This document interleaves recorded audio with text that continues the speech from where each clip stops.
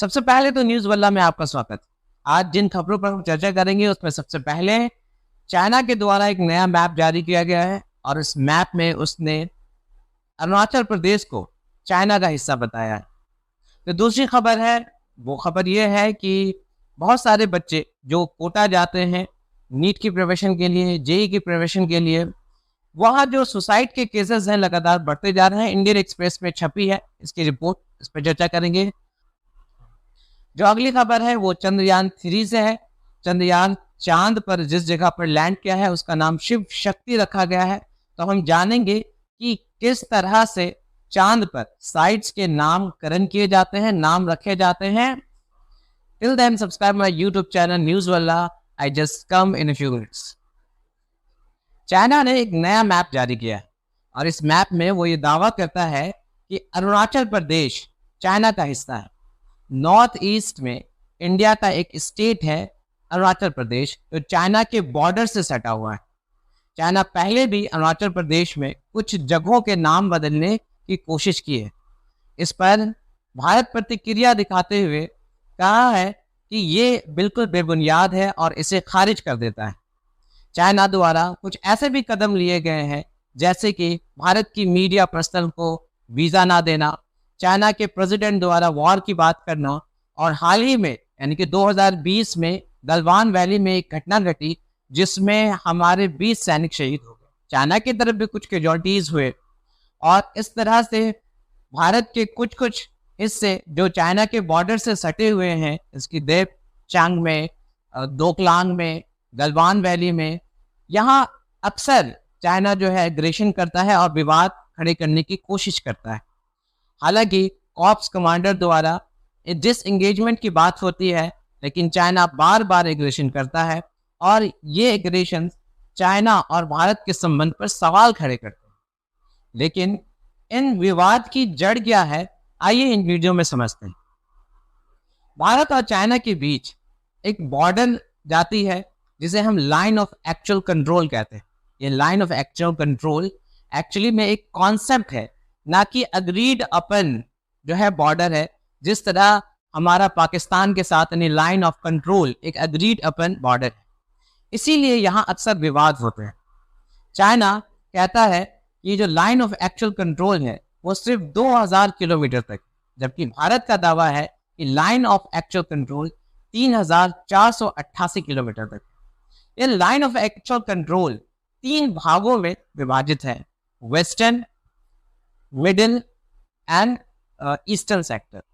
जो western sector है वो वहाँ लद्दाख से चाइना का बॉर्डर टच करता है, वहीं गलवान वैली है। जब जो मिडिल सेक्टर है वो हिमाचल प्रदेश और उत्तराखंड का बॉर्डर है जो चाइना से टच करता है, और जो ईस्टर्न सेक्टर है वो अरुणाचल प्रदेश और सिक्किम का बॉर्डर चाइना से टच, और चाइना के जो है एग्रेशंस लगातार बढ़ते जा रहे हैं। हाल ही में ब्रिक्स समिट हुआ, वहाँ शी जिनपिंग जो चाइना के प्रेसिडेंट हैं उनकी बात होनी थी इस मुद्दे पर मोदी जी से, लेकिन वहाँ भी ये बात नहीं हो पाया। अब G20 की समिट होने वाली है, वहाँ भी चाइना और इंडिया के बीच इन मुद्दों पर बात हो सकती है और देखना है कि भारत इस मुद्दों पर किस तरह से चाइना से डील करता है। अब बढ़ते हैं अगली खबर की तरफ। जैसा कि हम सभी जानते हैं कि हमारा चंद्रयान 3 चांद पर जा पहुंचा है और जिस जगह पर वो लैंड किया है उस जगह का नाम शिव शक्ति रखा गया है। तो आइए समझते हैं कि चांद पर किसी भी जगह का नाम कैसे रखा जाता है, उसकी प्रक्रिया क्या होती है। चांद का मैप तैयार करने वाले 2 इटालियन एस्ट्रोनॉमर थे जिन्होंने सबसे पहले चांद का मैप तैयार किया था, जिनमें ग्रिमाल्डी और रिकॉली का नाम। तब से चांद पर किसी भी जगह का नाम चुना जाता है और उसका नामकरण किया जाता है। इसकी एक प्रक्रिया है। इंटरनेशनल एस्ट्रोनॉमिकल यूनिट्स एक वैज्ञानिकों की संस्था है। उनका काम होता है कि जब भी कोई इमेज सामने आती है स्पेस में या किसी सैटेलाइट की इमेज सामने आती है तो उस नाम को प्रोसेस किया जाता है वोटिंग के द्वारा, और जो भी नाम प्रस्तावित होते हैं किसी देश के द्वारा तो वहाँ वोटिंग होती है, और वोटिंग के द्वारा जब उन वैज्ञानिकों की जो ग्रुप है, टास्क ग्रुप है, वो सहमति बनती है तब किसी भी साइट्स का या स्पेस में किसी भी चीज़ का नाम रखा जाता है। भारत के शिव शक्ति के अलावा और भी मून पर कई जगह है जिसके नाम है। जहां चंद्रयान 2 ने अपने फुटप्रिंट रखे थे उसका नाम तिरंगा रखा गया है, और जहां चंद्रयान 1 क्रैश किया था उसका नाम जवाहर स्थल रखा गया है। इसके अलावा इसरो के जो फर्स्ट चेयरमैन थे साराभाई, उनके नाम से भी सारा क्रेटर है, और हमारी देश की जो पहली महिला कल्पना चावला, उनके नाम से भी चावला क्रेटर मून पर है। अब बात करते हैं कोटा की। कोटा में कुछ बच्चों ने सुसाइड कर लिया। कोटा जहाँ पे बहुत सारे प्राइवेट इंस्टीट्यूट हैं जो नीट और जेई की प्रिपरेशन करवाती है, और बच्चे वहाँ जाकर तैयारी करते हैं। बहुत ज़्यादा प्रेशर बिल्डअप होने के कारण वो ऐसे कदम उठाते हैं। इंडियन एक्सप्रेस में इसके बारे में डिटेल से रिपोर्ट छपी है। इंडियन एक्सप्रेस लिखती है कि कोटा में टोटल जो स्टूडेंट्स हैं वो 2 लाख हैं, जो टीचर्स की संख्या है वो 4000 है। टोटल कोचिंग की संख्या जो है वो 10 है, जिसमें 7 बड़े बड़े कोचिंग इंस्टीट्यूट हैं।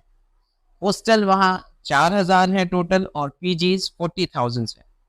इंडियन एक्सप्रेस बताती है कि 2015 में 17 सुसाइड हुए थे, 2016 में 16 सुसाइड हुए थे, और सबसे ज़्यादा जो संख्या है सुसाइड की वो 2023 में है। लगभग 23 सुसाइड 2023 में अब तक हुए।